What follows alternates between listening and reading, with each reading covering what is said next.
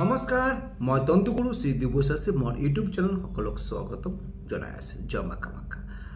আজি জুলাই মাহ বিক ৰাখিলোঁ আলোচনা 1 তাৰিখৰ পৰা 31 তাৰিখ আপোনাৰ লাইফত লৈ আলোচনা কৰিম, আপোনাৰ কি ৰাশিফল লৈ আলোচনা কৰিম, আপোনাৰ health, education, life partner, luck, business, career আৰু উপায় দিম কি কৰিলে ভাল ফল পাব। আৰু হ'ল আমার যে বিচার করে আছো এটি হল জন্ম রাশির উপরে বিচার করছে, জন্ম রাশির উপরে বিচার করে গ্রহ যে ট্রান্সফার হয়ে আছে তার ভিত্তিত আপনার একটু বিচার হয়ে আছে। তো এই হল প্রথম আলোচনা হেলথ আলোচনা, হেলথ আমার মানুষ জীবনে মেন। হেলথ যদি না ফিট থাকে আমি একো করব নোৱাৰো, সে প্রত্যেক ক্ষেত্রে বাধা থাকিব। তো হেলথ হল আপনার মালিক হল শুক্র, শুক্র বই আছে। দ্বিতীয় হল মানে বৃক রাশির আপনার রাশির যে মালিক সে মালিক শুক্র বই আছে, দ্বিতীয় ঘর বই আছে রবি শুক্র। রবি শুক্র হল আপনার দারিদ্র যোগ হয়ে আছে। এই দারিদ্র যোগ কারণে কিন্তু আপনার হেলথ বেয়া থাকিব। কিন্তু রবি আর শুক্র, রবি হল আপনার বিপি আর টেনশন বাড়িব, ডিপ্রেশন বাড়িব। আর শুক্র থাকার কারণে আপনার হেলথ এখন টকা পয়সা খরচ হব। তো এইখিনি অকমান কেয়ারফুল থাকিব। তো 7 জুলাই যেতে শুক্র ট্রান্সফার হব আপনার থার্ড হাউসে আহিব, তেতিয়া ভাল থাকব। 7 জুলাইৰ পৰা 16 জুলাইলৈকে ভাল থাকব। আকৌ ৰবি ট্রান্সফার হয়ে আছে 16 জুলাই। এই রবি আর এই শুক্র কানেকশনে এই মাহটো অকমান হেলথ অকমান কেয়ারফুল থাকিব লাগিব, নহলে আপোনাৰ কিন্তু বিশেষ কৰে আপনাৰ হেলথৰ মূৰৰ বিষ, তারপর বিপি এই ক্ষেত্রে অকমান প্রবলেম থাকিব। তারপরে যে এডুকেশন আহি যাও, সেকেন্ড এডুকেশন পঞ্চম স্থানের মালিক হল আপনার বুধ বহি আছে আপনার হল থার্ড হাউস আমার হরস্কোপত কৈ থাকে তিসরা স্থান যদি বহি থাকে তেনেহলে আমার কি হয় মানে এফর্ট বোধ দিব লাগিব বা আপনার আননেসেসারি প্রবলেম হব, আপনার কষ্ট অনুযায়ী ফলটো ফিডব্যাকটো নেপাব। তো তিসরা ক্ষেত্রে বহি আছে।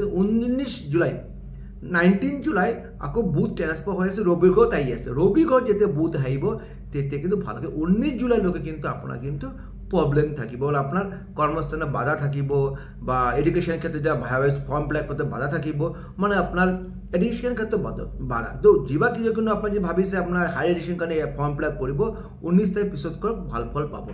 তারপরে আহি যাও আমি প্রেম ভালোবাসা আহি যায়। প্রেম ভালোবাসা মালিক হল আপনার ফিফথ হাউস বহি আছে আপনার হল থার্ড হাউস তিসরা স্থান, কিন্তু পঞ্চম স্থানে বহি আছে কেতু। ফিফথ হাউসে কেতু বহি আছে আর রাহু দৃষ্টি হয়ে যায়। তো এই ক্ষেত্ৰত কিন্তু আপোনাৰ কিন্তু লাইফ পার্টনার লগত ব্রেকআপ হওয়ার সম্ভাবনা খুব বেশি থাকে।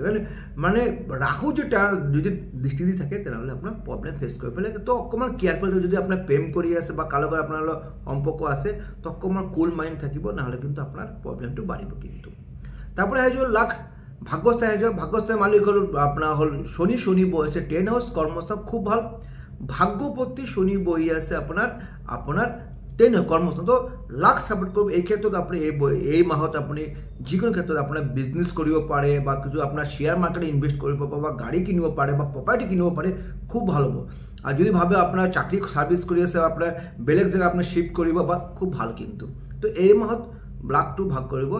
সেকেন্ড হবে কর্মস্থান মানে শনি নিজের ঘর বহি আছে, তো খুব ভাল ফল পাব। কিন্তু আপনার শনি যদি নিজের ঘর যদি বহি থাকে 10 হাউস মালিক, তো আপনার অকমান শনি হল অকমান বিদ্যকরক অকমান এফর্ট দিব লাগে, বাট আপনি সাকসেসফুল পাব এই মাহত, কিন্তু খুব ভাল।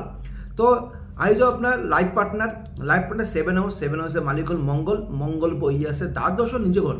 কারণ দ্বাদশ স্থানটো বেয়া স্থান, কিন্তু মঙ্গল নিজের ঘর বহার কারণে কিন্তু আপনার লাইফ পার্টনার ক্ষেত্রে হেল্প ভাল থাকিব। আর লাইফ পার্টনার যদি বিজনেসত খুব ভাল পাব। তো আপনার কারণে লাইফ পার্টনার ডেভেলপমেন্ট পাব। আর বিজনেস ক্ষেত্ৰত ডেইলি ইনকাম যদি করে আছে খুব ভাল, কারণ আপনার মঙ্গল দ্বিতীয় স্থানে বহি আছে।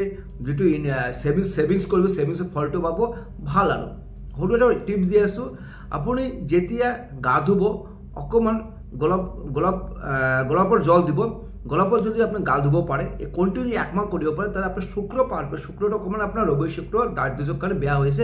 শুক্র যদি বেয়া হয় তাহলে সাকসেসফুল অবশ্যই হব। যদি মোর ভিডিও ভালো লাগে লাইক এন্ড শেয়ার কৰিব পাৰে।